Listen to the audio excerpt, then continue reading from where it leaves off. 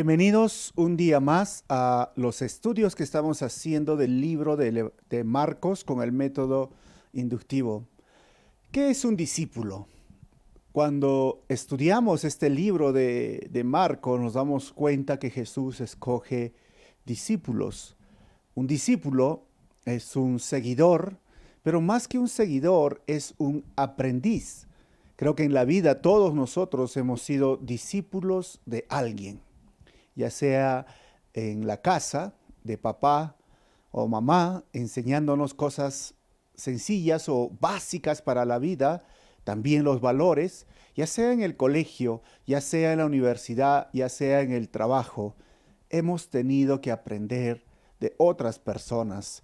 Y el discípulo, el buen discípulo, es aquel que quiere imitar a su maestro, seguir a su maestro. Y si se dice también que si el discípulo supera al maestro, es porque realmente el maestro fue bueno. Entonces, ahora estamos estudiando este momento donde Jesucristo está rumbo a Jerusalén, llevando a sus discípulos a un lugar donde Él va a ser sacrificado. El Evangelio de Marcos, el primer evangelio escrito, se va a enfocar mucho en la muerte de nuestro Señor y sus discípulos ahora junto con Él yendo hasta Jerusalén. Vamos a orar y continuamos. Señor, te damos gracias en este momento.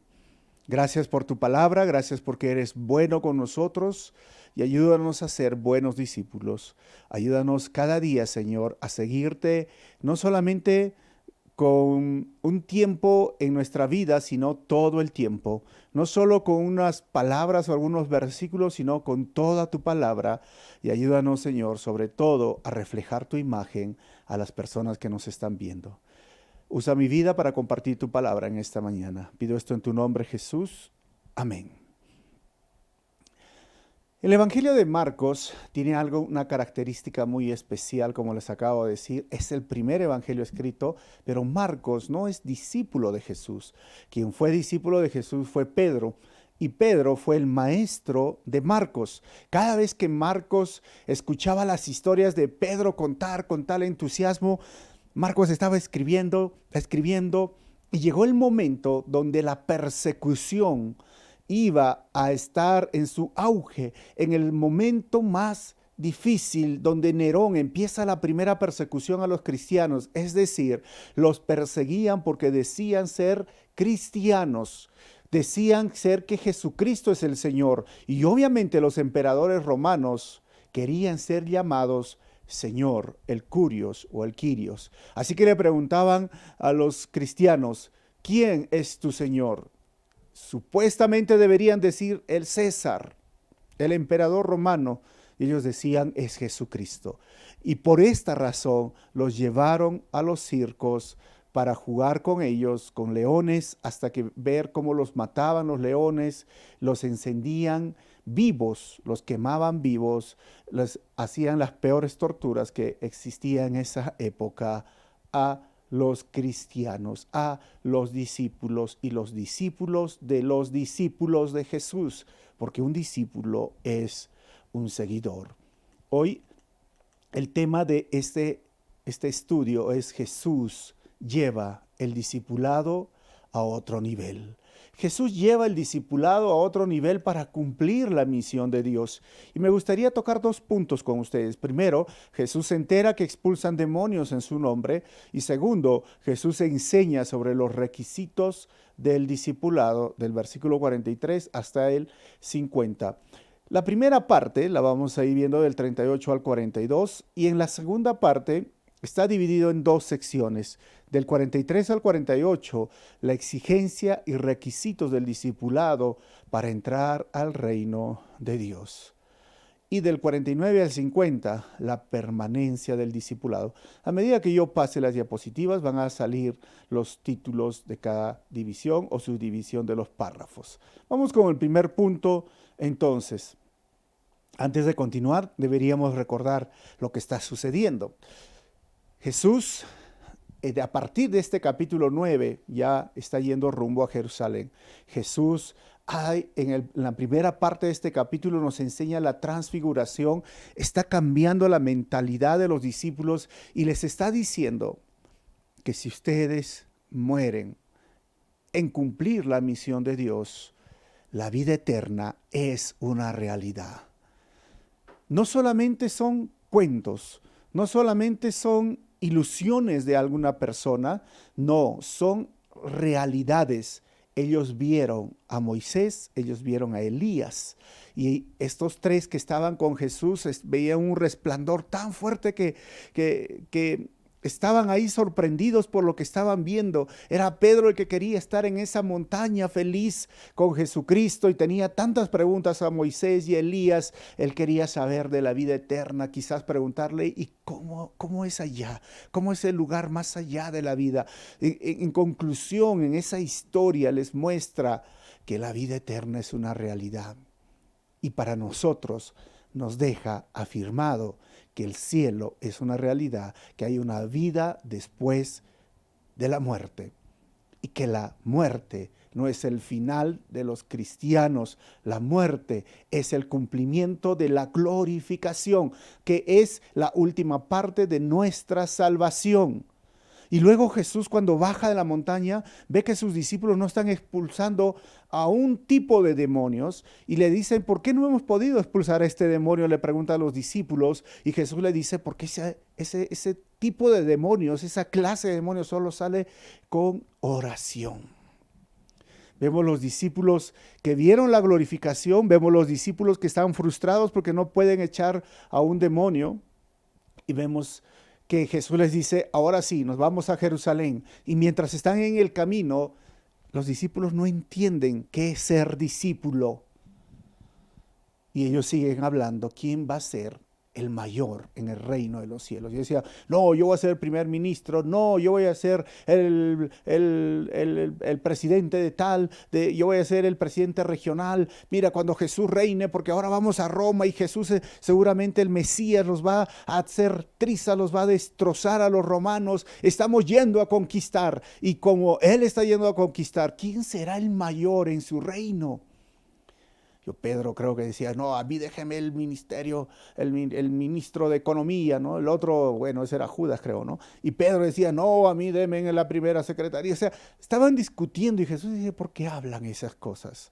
No saben que el que quiere ser primero, el que quiere ser el mayor entre ustedes va a llegar a ser el servidor. Así que les cambia el paradigma, las ideas de ser discípulo y de cómo querer sobresalir, y ahora les va a seguir enseñando del discipulado, verdadero discipulado, y los lleva a otro nivel. Y el versículo 38 dice, Maestro, dijo Juan, vimos a uno que expulsaba demonios en tu nombre, y se lo impedimos porque no es de los nuestros. ¿Qué? Otros discípulos de Jesús que no están nombrados aquí, estaban expulsando demonios. ¿Quiénes eran? Podríamos probablemente decir los discípulos de Juan, o podrían ser uno de los 70, porque ellos ya fueron enviados, Lucas 10 del 1 al 17, que menciona también esto, y tenían la autoridad y eran el nombre de Jesús. O sea, obviamente la Biblia menciona 12 discípulos, como los conocemos, pero también había más discípulos y discípulas, o sea, mujeres que seguían porque querían ser sus seguidores, hombres y mujeres, pero obviamente los 12 fueron escogidos de una forma especial y estaban para todo el lado, pero el ministerio lo estaban cumpliendo otros. Versículo 39 dice, no se lo impidan, replicó Jesús, nadie que haga un milagro en mi nombre puede a la vez hablar mal de mí. ¿Cómo? Sí.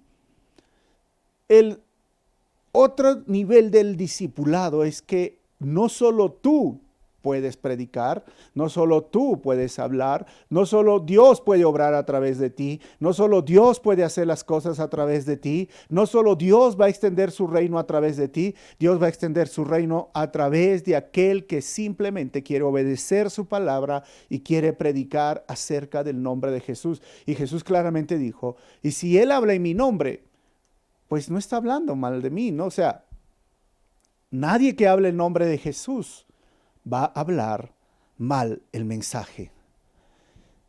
Ese era en ese momento. Mira, Pero pasaron años y la iglesia ya empezó a sufrir algo que diríamos, como se llama hoy, la apostasía, porque la apostasía surge de dentro de la iglesia, es decir, tergiversar el mensaje. Por eso tenemos las epístolas que nos explican a qué problema se refería cada uno. Pero en Filipenses capítulo 1, versículo 15 al 18, había un grupo de personas que predicaban, pero con otros motivos. Y Pablo dice, es cierto que algunos predican a Cristo por envidia y rivalidad, pero otros lo hacen con buenas intenciones.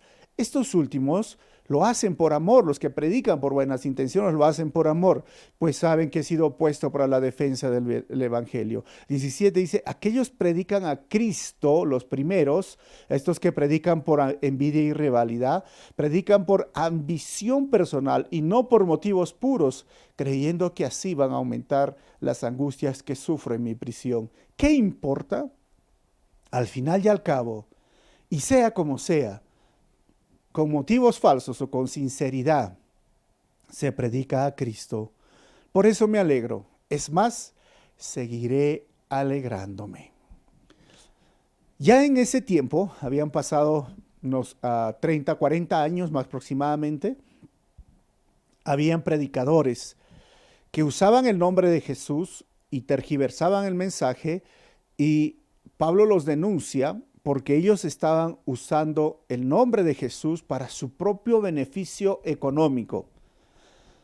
Pero Pablo en el fondo dice, bueno, pero ¿qué importa? Lo importante es que Cristo está siendo predicado.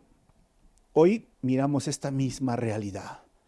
Nuestro deseo es estudiar la Biblia versículo por versículo, y hay muchas iglesias que no son Calvary Chapel, pero están enseñando la Biblia versículo por versículo. Pero también hay muchas iglesias que están predicando un evangelio distorsionado. ¿Están predicando de la salvación? Sí, están predicando de la salvación, del pecado, pero lo están haciendo desde un beneficio personal, y a veces nosotros lo vemos, se llama el evangelio de fe y prosperidad, que solamente quiere exaltar al ser humano. Pero en el fondo, ¿se está predicando a Cristo? Diríamos como Pablo, ¿no? Sí, pero obviamente a muchos no nos gusta la forma que presentan a Cristo, pero ya hay otros que se han totalmente salido de la verdadera línea del evangelio, y de ser evangélicos han cambiado su forma de predicar. Ya es un evangelio basado en el socialismo, un evangelio basado en este movimiento de izquierda, un evangelio basado básicamente en un tipo de espiritualismo o espiritista, un evangelio basado en este misticismo, un evangelio basado en tanto el ego del hombre, el humanismo. Cuando el humanismo entró al mensaje del evangelio, distorsionó y cambió. Pero en el fondo puede ser que estén predicando a Jesucristo. Es como, oh, ya sí. Y mi deseo y mi oración en este momento es que aquellas personas que realmente están buscando a Dios puedan leer la palabra y encontrar la verdad. Muchos que han llegado a esas iglesias de fe y prosperidad, el simple hecho de leer la Biblia, se han dado cuenta que su mensaje es erróneo y han buscado una iglesia de sana doctrina donde se enseña la Biblia. Hay personas que les gusta quedarse ahí y simplemente quieren quedarse ahí porque ellos también están ambicionando muchas cosas que ellos ofrecen. Así que eso es lo que sucedía en el contexto de Jesús, en el contexto del Antiguo Testamento, en el contexto de lo cual hoy estamos viviendo. Pero el versículo 40, Jesús dice, el que no está contra nosotros está a favor de nosotros. ¿Y qué quiere decir esto, Jesús? Bueno, que hay que mantener la unidad de la iglesia en lo fundamental, porque a veces tenemos una idea, ¿no? De que si no es Calvary no voy a juntarme. No, hay que mantenernos la unidad en las cosas importantes y en las cosas secundarias. Hay que tener libertad. Y encima de estas dos cosas que ya mencioné, mucho amor.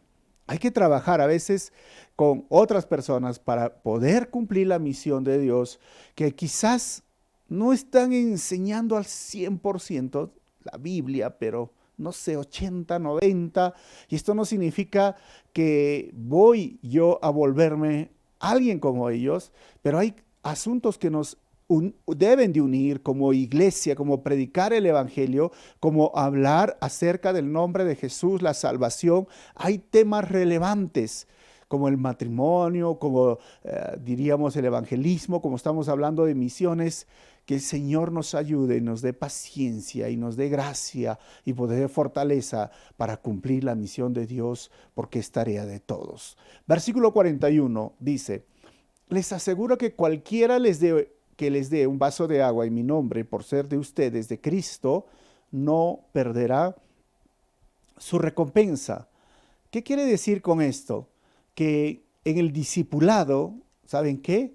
Vamos a encontrar en estos versículos que viene estas paradojas, recompensas versus castigos, salvación gratuita versus responsabilidad del cristiano. ¿Por qué? Porque el paralelo de este versículo en Mateo 10, 41 y 42 nos dice lo siguiente: cualquiera que recibe a un profeta por tratarse de un profeta, recibirá recompensa de profeta. Y el que recibe a un justo por tratarse de un justo, recibirá recompensa de justo. Y a cualquiera de siquiera, quien dé siquiera un vaso de agua fresca a uno de estos pequeños, por tratarse uno de mis discípulos, le aseguro que no perderá su recompensa.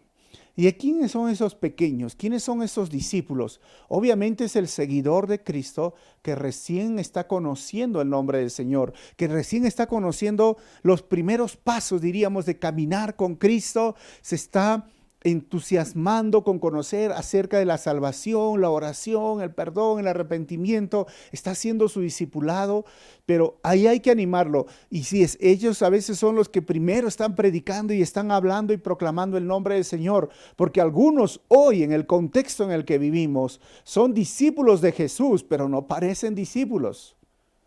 Porque hoy se dicen ser discípulos, pero no están discipulando a nadie. No tienen ningún discípulo, porque el discipulador, perdón, tiene que trabajar discipulando a otros. El discípulo es alguien que ha recibido el encargo del Señor, como los 12 discípulos. Mateo 28 les dijo: vayan ustedes ahora y hagan discípulos, enséñenles que guarden estas cosas. El cristianismo se basa en discipulado. El cristianismo no es un nombre que uno simplemente adquiere o lo lleva. El cristianismo es un constante discipulado, y el discipulado consiste en que tú seas quien aprenda las verdades básicas, principales o más relevantes, o si deseas estudiar más la palabra, hay mucho para estudiar, o inclusive doctrina o teología, pero después tienes que hacer discípulos. ¿Cuántos has discipulado en el último año? ¿Cuántos has discipulado de enero hasta esta fecha? El discípulo que quiere seguir a su Señor hace caso a la gran comisión: hagan discípulos. Y aquel que está discipulando, dice, aquel que se le da, aquel pequeñito que está trabajando, esforzando, si tú haces algo por él, vas a tener una recompensa. Aunque le des un vaso de agua y te ha predicado el evangelio, aunque le hagas algo, vas a tener una recompensa. Recompensa vas a poder disfrutarla aquí y en la vida eterna. Y eso es hacer tesoros en el cielo. Lucas 12, 47 y 48 dice: el otro lado, el siervo que conoce la voluntad de su Señor y no se prepara para cumplirla, recibirá muchos golpes. Y en cambio, el que no la conoce y hace algo que merezca castigo, recibirá pocos golpes. A todo el que se le ha dado mucho, se le exigirá mucho. Y al que se le ha dado confiado mucho, se le pedirá aún más. Miren, recompensa versus castigos. La salvación gratuita versus responsabilidad humana. Es cierto, soy salvo, amén, pero es nuestro deber discipular. es nuestro deber evangelizar, es nuestro deber cumplir la misión de Dios. Es cierto, vamos a ser recompensados cuando yo pueda ayudar o proveer un vaso de agua a alguien que está predicando el evangelio, a esos siervos, a esos misioneros o pastores o personas que se han dedicado a servir al Señor. Sí, pero también a aquel hermano, porque todos somos discípulos, que te ha predicado, que te ha enseñado, ayudarlo, animarlo. Pero si tú no lo haces después, pero si tú ya tienes conocimiento, pero si tú ya has pasado, no sé, discipulado 1, discipulado 2, ya conoces temas de apologética o has sido un instituto bíblico, a todo aquel que se le ha dado mucho, se le exigirá mucho. Y al que se le ha confiado mucho, se le pedirá aún más. Y si ese es el contexto, está hablando del siervo que conoce la voluntad de su Señor, pero no se prepara para cumplirla. ¿Sabes qué nos dice esto? Que Dios valora la actitud y la ofrenda en su nombre, por lo más mínimo que pueda hacer, que tú siendo una persona que puedas ayudar a aquellos que están sirviendo, que están ayudando o que están haciendo algo por la obra del Señor, Dios te va a recompensar. Y es tanto la actitud como la ofrenda que Dios es la que recompensa. ¿Por qué? Porque el dar tiene más recompensa que el recibir. Vuelvo a repetir, el dar tiene más recompensa que el recibir. Pero si tú ya has recibido, te toca dar. Da al Señor tu tiempo. Da al Señor, invierte tu tiempo para compartir el evangelio, para hablar a otras personas. El discípulo de Jesús debe de tener discípulos, porque esa es la norma que se trabaja en la Gran Comisión. No solo es para los pastores, obviamente. Nosotros que somos llamados de una forma especial, estoy hablando del llamado general, no del llamado especial, obviamente, y agradecemos muchas a las personas que nos ayudan en nuestro sostenimiento económico, y cada vez que recibimos una ofrenda, y cada vez que somos ayudados, o cada vez que nos han dado un vaso de agua, o un vaso de gaseosa, o un plato de comida, siempre oramos, decimos, Señor, multiplica a esta persona que está ayudando para tu obra, para el sostenimiento de tus siervos, para la extensión del reino de los cielos. Pero también está dirigiéndose a aquella persona que tiene el llamado general y que está haciendo discípulos. Nunca nos olvidemos que hay una recompensa. Aquel que por lo menos le da un vaso de agua. Pero también hay castigo. Oye, esa palabra castigo no me gusta, pero lee el texto. Jesús está diciendo esto. Aquel siervo de Dios que sabe cuál es su voluntad, pero no lo hace. Aquel que ha recibido más, se le exigirá más. Versículo 42. Pero si alguno hace pecar a uno de estos pequeñitos que creen en mí, más le valdría que le ataran al cuello una piedra de molino y le arrojaran al mar. ¿Qué está diciendo Jesús? Miren, si alguien hace pecar, literalmente esto significa una trampa con carnada, así como que tú le pones una trampita al roedor, al ratoncito con una rica carnada y lo atrapas. Eso es, si alguien hace pecar a aquel que está predicando en el nombre de Jesús, por lo mínimo que conozca, tú dices, oye, pero tú no tienes tanta preparación, pero estás predicando, evangelizando, ¿quieres hacer discípulos? Sí, quiero hacerlo, pero aquel que recién está llegando a la iglesia y aprendiendo las verdades, si tú le pones una trampa con carnada, si tú le haces pecar, si tú eres el causante de eso, a estos pequeñitos que creen en mí, más te valdría que te ataras al cuello una piedra de molino y que te arrojes al mar. Ahora, ¿qué está diciendo Jesús? ¿Lo tomamos de forma literal? No. ¿Saben cómo se llama eso? Hipérbole. ¿Y qué es una hipérbole? La hipérbole es una figura retórica de pensamiento que consiste en aumentar o disminuir de forma exagerada lo que se dice. Habían dos tipos de piedras de molino. Una es la que se usaba con la mano, como la ve aquí en la foto, que podías cargarla tú, Pero había otra que no podías cargarla y es el molino de asno o de mula. Es enorme. Y ¿a cuál piedra se está refiriendo el Señor? A la última que les estoy mostrando, que es esta piedra de molino de asno que se lo conoce.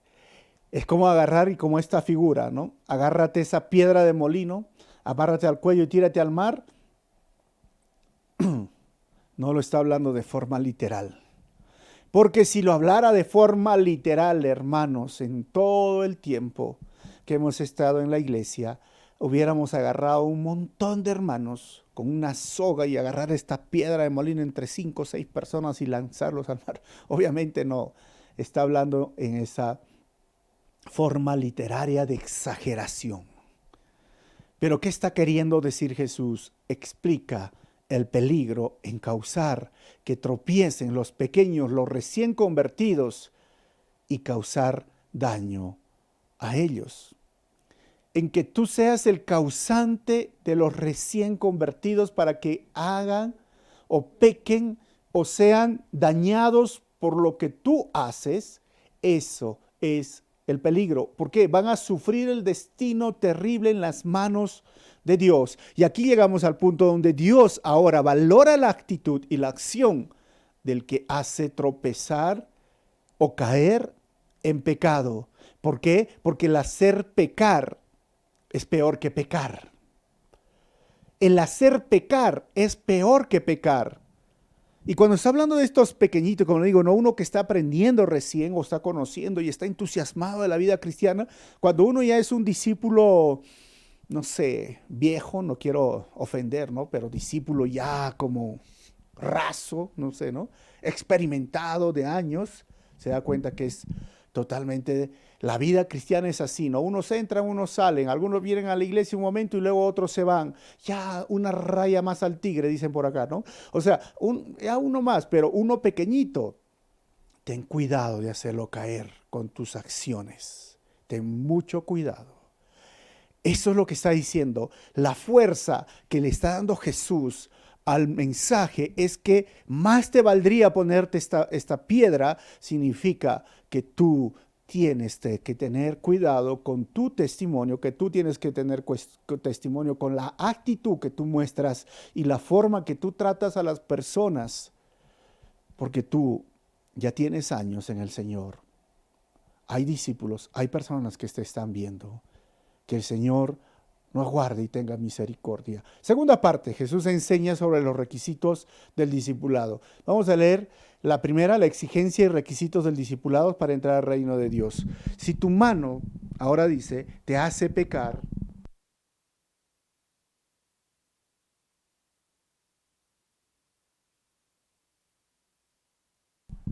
si tu mano te hace pecar, córtatela. Más te vale entrar en la vida manco que ir con las dos manos al infierno, donde el fuego nunca se apaga. Ahora, otra vez llegamos a este estilo de mensaje de Jesús. Si tu mano te hace pecar, ¿qué estás diciendo, Jesús? Estas son las exigencias y los requisitos. El discipulado, el Señor lo pone a un nivel muy alto, muy superior. ¿Por qué? Porque no solamente es escuchar de Jesús, ahora es actuar.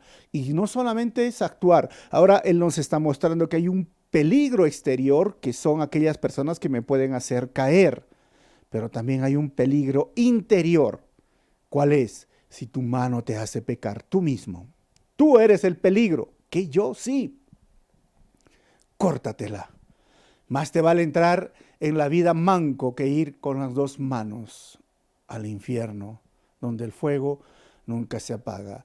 Y cuando hablamos de más te vale de entrar en la vida, en la Biblia hay dos menciones para la vida. Uno es el bios, que se trata de la vida terrenal, y dos, el zoe, que es la vida espiritual. Aquí se está hablando del zoe, que es la vida espiritual, que básicamente es un paralelo de entrar al reino de Dios. Más te vale entrar al reino de Dios, mira, con menos una mano. Pero ¿qué está hablando? Obviamente, otra vez, exagerando, no lo está hablando de forma literal. Recuerden, la hipérbole, exagerando. Pero esa exageración, esa fuerza de la exageración nos habla de la fuerza que deberíamos de tomar nosotros en la advertencia. ¿Y qué dice al infierno? Miren, la palabra en el griego era Gehenam o Gehenna, que los judíos lo conocían como el valle de Hinnom. ¿Y qué era el valle de Hinnom o Hinnom o el Gehenna? Porque era un lugar físico, era el lugar de adoración para el dios fenicio del fuego y la fertilidad, que lo llamaban Moloch. En el valle de los hijos de Hinnom, ahí es donde se quemaba al sur de Jerusalén, afuera de Jerusalén. Fue donde se sacrificaron los primogénitos a la diosa cananea de la fertilidad, que está en Jeremías 7:31. Tengo una figura, por ejemplo, ahí están los muros y ahí se ve un poco de fuego, si pueden ver un perrito, visualizar. Era un lugar donde se tiraba la basura o un tipo de torrentera, pero ahora llega a ser el Gehenna, el infierno, como ven en esta imagen. ¿Por qué? Porque en ese lugar no se consumía el fuego. Los que están familiarizados, en Arequipa decimos torrenteras, que vendría a ser un basural, pero es un basural del pueblo, un basural donde tú tiras los desperdicios, sean orgánicos o no orgánicos, pero para que no moleste ni malogre, digamos, o los olores que salen de ahí, porque están las cosas malogradas, lo prendían fuego y fuego y fuego, y siempre había fuego y siempre había fuego. Entonces, ¿qué más había en ese lugar fuera, como un basural o una torrentera? Ahí había muchos perros, pero también habían ratas, porque se echaban los desperdicios orgánicos, y también habían gusanos, pero también, recuerden, que cuando se hacían los sacrificios a este dios Moloch, ellos agarraban y tiraban, ellos sacrificaban a bebés, a los bebitos, y los tiraban después que estaban quemados, ¿no? Los seres humanos los tiraban a ese lugar. Los judíos sentían vergüenza de lo que hicieron sus antepasados y era el término Gehenna, que hoy día lo traducimos a infierno, pero el término Gehenna o el valle de Hinnom era despectivo, repugnante, era un lugar sucio, era un lugar que olía, apestaba, a putrefacto, era un lugar que siempre el fuego se encendía, estaba siempre humo, oliendo muy feo. Imagínense cuando se quema la basura, a nadie le gusta cuando se quema la basura, porque el olor feo. Entonces, Jesús usa esta palabra para referirse al infierno. Hay personas que dicen que el infierno no existe, que el infierno no es real, pero Jesús ya mostró que el cielo es real, que la vida eterna es real. Y sabes, el infierno sí es real. Y Jesús va a describir, y rápidamente vamos, miren, el uso de Jesús del término Gehenna, rápidamente, el fuego, en Mateo 5:22 y en Marcos 9:43. B, es permanente, en Marcos 9:48 y en Mateo 25:46. C, lugar de destrucción corporal y espiritual del cuerpo y del alma, Mateo 10:28. D, sinónimo del Seol, Mateo 5:28 o 29 al 30 y 18 al 9. E, se le caracteriza a los malos como hijos del infierno. Esa palabra Jesús lo usó en Mateo 23:15. F, es el resultado de un veredicto judicial, Mateo 23:33. G, es el concepto del Gehenna, saben que es paralelo al de la segunda muerte en Apocalipsis 2:11, Apocalipsis 20:6. O es el lago de fuego, que es el mismo sinónimo en Mateo 13:42 y 50 y Apocalipsis 19:20 y 20:10. También dentro de este lago de fuego es una habitación permanente para los seres humanos. Los que están en el Seol se van directo al infierno. Y es el lugar donde van a estar los ángeles malos. Y ese lugar va a ser de tortura, segunda de Pedro 2:4, Judas versículo 6, o el abismo también se lo conocen, Lucas 8:31 y en Apocalipsis 9:1 a 10. Y el último, el H, no fue asignado para los seres humanos, sino para Satanás y sus ángeles. Mateo 25:41. Jesús, hermano, amigo mío, fue la persona que más habló del infierno. Casi hay la mayor cantidad de términos que se usan Todos ellos son de los evangelios y Jesús se refirió. Solo Santiago habla una vez nada más sobre el infierno y Jesús fue la persona que más explicó y habló sobre el infierno. Por eso es interesante cuando una persona dice, sí, Jesucito me entendería. Jesucito habla solamente de peace and love, el amor. No, Jesús habló del infierno. O sea que Jesús está hablando en este momento del peligro o la amenaza desde afuera, anteriormente, que significa que alguien haga caer a otro, pero también Jesús está hablando del peligro o la amenaza desde dentro. ¿Por qué? Porque son las tentaciones que surgen de dentro de nosotros. Hermano, tú y yo somos esa fábrica de pecado. Esa naturaleza pecaminosa está aquí dentro de nosotros. Y solo con la gracia y el amor y la misericordia del Señor y las fuerzas del Espíritu Santo que no nos van a abandonar y nos van a ayudar a vencer las tentaciones, vamos a salir victoriosos. ¿Por qué? Porque resistir la tentación tiene recompensa, como dice Santiago. Te van a dar una recompensa, la corona te va a esperar allá. Pero ceder a la tentación tiene un pago. Esto es lo que está diciendo Jesús. 45 y 46. Si tu pie te hace pecar, córtatelo. Más te vale entrar en la vida cojo que ser arrojado con los 2 pies al infierno. Ahora, en la NBI está repetido lo que habla del infierno. El infierno, y si ustedes leen otra vez una Biblia de estudio, van a encontrar que en los textos más antiguos o manuscritos MSS no están incluidos. Pero lo que está diciendo aquí es esa verdad, no la ha cambiado. Si tu pie te hace pecar, córtatelo. Es lo mismo. Más vale eso que ser arrojado con los 2 pies al infierno. 47. Y si tu ojo te hace pecar, sácatelo. Más te vale entrar tuerto en el reino de Dios que ser arrojado con los 2 ojos al infierno. Miren, la mano, los pies, el ojo. Porque son quizás los ojos que nos llevan a la tentación, que nos hacen ver, porque la codicia de la vida, la vanidad de la vida, todo entra por los ojos. Pero también son los pies que te hacen actuar. Y son tus manos que te hacen hacer.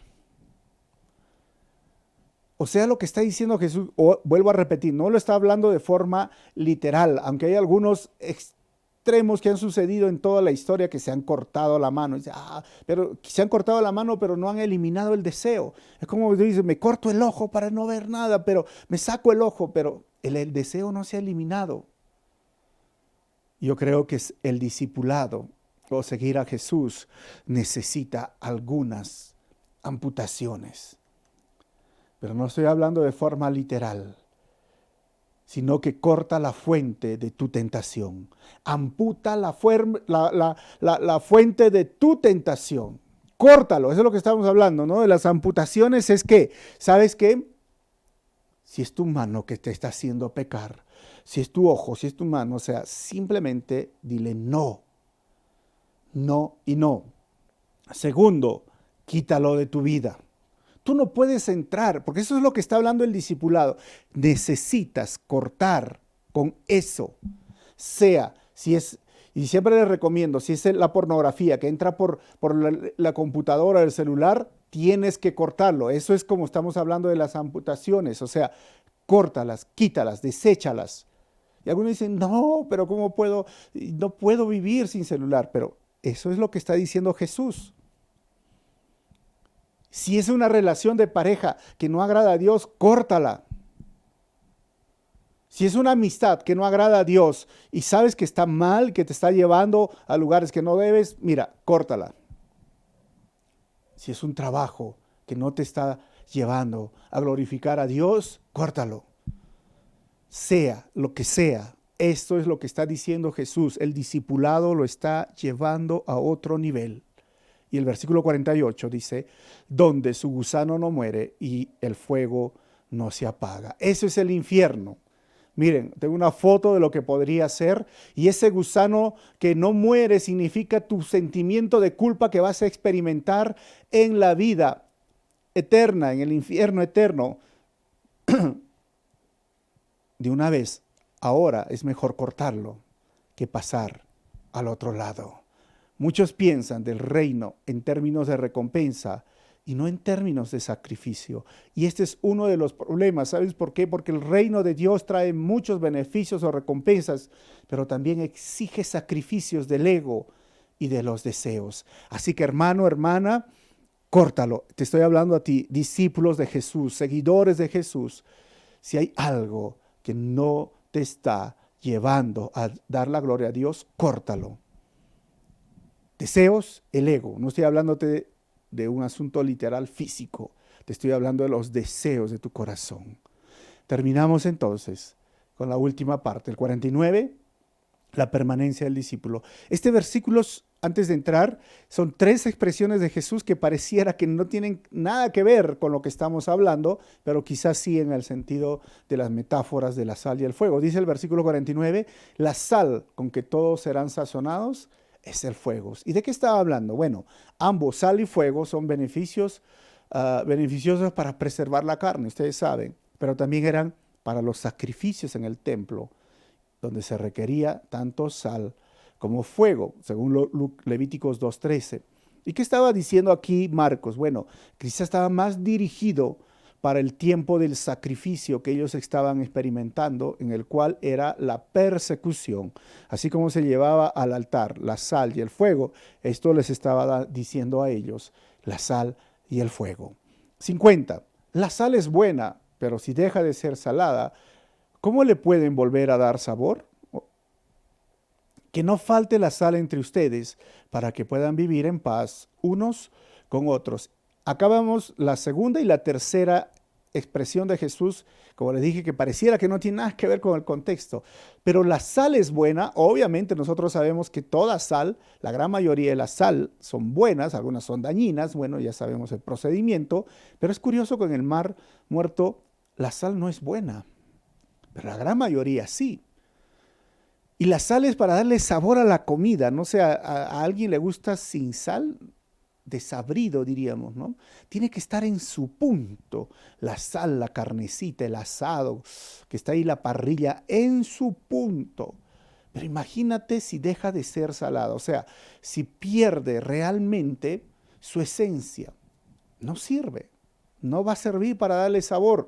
Y esto tiene referencia a la primera parte de que tú y yo somos sal para este mundo con la fe, con el mensaje, con el discipulado. Y la segunda parte, que no falte sal entre ustedes, está hablando de la unidad. O sea, primero, sal adulterada. Esta sirve de esa metáfora para que los discípulos no se dejen adulterar por los valores del mundo, perdiendo su sabor de la fe y su capacidad de hacer una diferencia en el mundo. Recuerda, hermano, hermana, somos la sal para el mundo. No somos el azúcar para el mundo. ¿Qué quiero decir con esto? Nuestro mensaje muchas veces puede ofender o puede ser difícil de asimilar, porque es como agarrar, sí, la sal es buena y da sabor y en su punto, pero imagínate una cucharada de sal, dale a una persona y se muere. Pero dale una cucharada de azúcar, ¡oh, qué rico! Está dulce, qué rico, lo puedo tragar, pero una cucharada de sal es difícil de tragar. Lo más importante es que vivamos un discipulado práctico, mostremos con el amor, pero no dejemos de hablar o discipular a otros. Y en la última parte de este versículo está hablando de la unidad, que enfoquémonos más en las cosas que nos unen y quitemos la mente o la mirada de las cosas que nos desunen para servir y alcanzar la meta de cumplir la misión de Dios. Es importante esto. En lo primero tengamos mucha unidad en las cosas esenciales, en lo secundario, libertad y encima de esto, amor. Voy a terminar con 4 conclusiones este párrafo. Primero, en el discipulado debemos de cuidar a los más pequeñitos. Segundo, el discipulado trae beneficios, recompensas y advertencias fuertes al ser un mal discípulo. Tercero, en el discipulado habrán tentaciones y debemos de tener autocontrol o dominio propio. Eso es lo que debemos de tener. Y cuarto, en el discipulado debemos de pensar en los sacrificios diarios para obtener una recompensa eterna. Pablo claramente lo decía, ofrezcan su cuerpo como un sacrificio vivo. El negarte a ti mismo, el tomar tu cruz, el decirle no a la tentación, es mejor que pasar una eternidad en el infierno.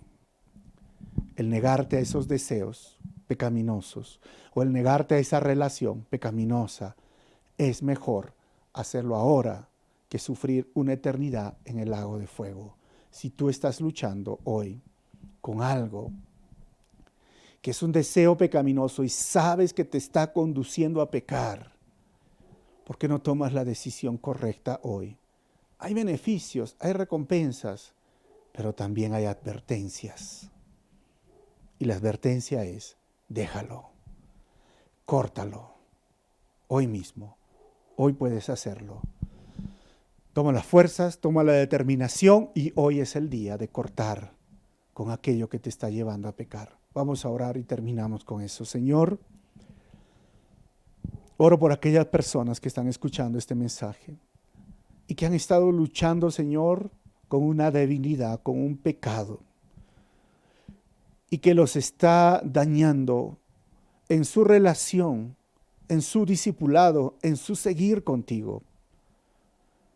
Y no los dejas, Señor, ni predicar a veces, porque se sienten mal consigo mismo. Y que no los deja ser esos discípulos que hagan otros discípulos. Señor, hoy es el día de libertad, es el día de cortar con esto. Es el día de tomar la seriedad, Señor, del discipulado. Que tú hablaste a tus discípulos, hoy nos hablas a nosotros. Necesitamos cortar con esos deseos pecaminosos y tomar la decisión de no volver a hacerlo. Que tú nos ayudes y les ayudes a mis hermanos que están escuchando y que hoy sea un día de victoria. Gracias, Señor, por la libertad, por la victoria, por la decisión que están tomando hoy. Y gracias por tu amor. Y tu gracia también, Señor, que nos cubre cada día. En tu nombre oramos así, Señor. Amén. Dios te bendiga, nos vemos en el próximo estudio. Recuerden que estudiamos versículo por versículo y dos cositas, ¿no? Si el mensaje ha sido de bendición, pues compártelo en tus redes sociales para que otros puedan escuchar. Y lo segundo es, si deseas apoyar de forma voluntaria con este ministerio, con los gastos que tenga, va a salir un número de cuenta donde puedes dejar tu ofrenda o un diezmo. Dios te bendiga, nos vemos.